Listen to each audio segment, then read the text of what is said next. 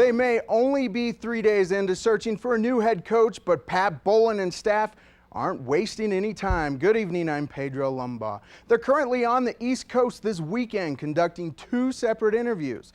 Today in New York, talking with Giants defensive coordinator Steve Spagnuolo. They will also be speaking with Patriots offensive coordinator Josh McDaniels tomorrow.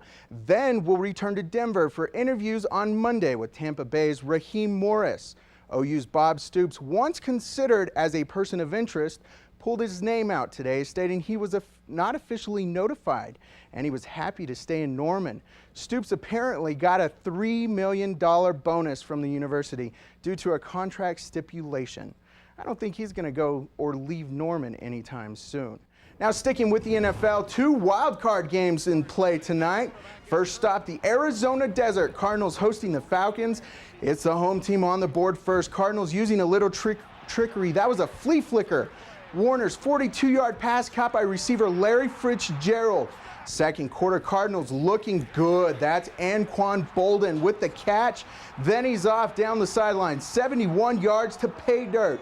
The Falcons would respond, though. Michael Turner has been sensational all season, but held only 42 yards today, including this 4-yard touchdown. Arizona pulls off the win.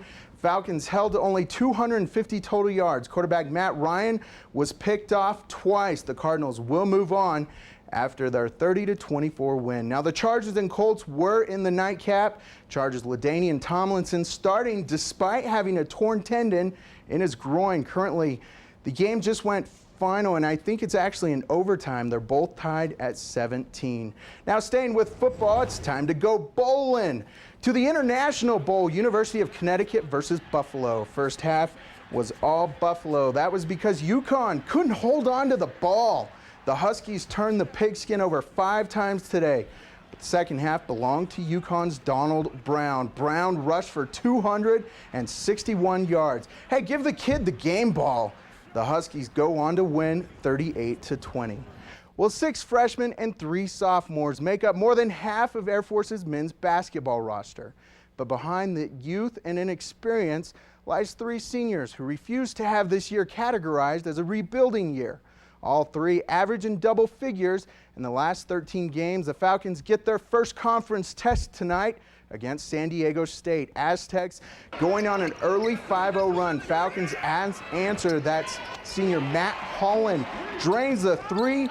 Then it's Holland again from the top of the key. Falcons take the 6-5 lead later in the first, though.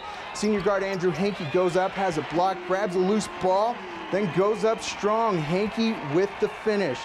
But San Diego State would go on an 11-0 run and wouldn't look back from there. Air Force suffers their fifth loss of the season with the 61-44 finish. Holland led all Falcons with 17.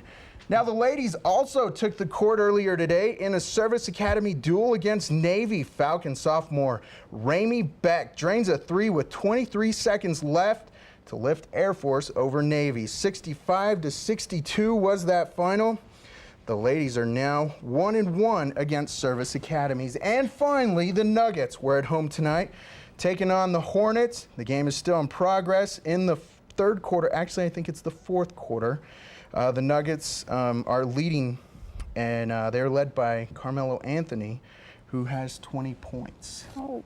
Good job for them. Yeah, big game, big day for the wild card games. I'm sure, I think you mentioned last week you were coming from California, but, you kind of had to switch gears. and I'm glad you're a Bronco fan, but the Chargers looking now I can root for the Chargers, huh? Right now. All right. Well, thanks, Pedro. You're welcome. We'll be right back with your 7-Day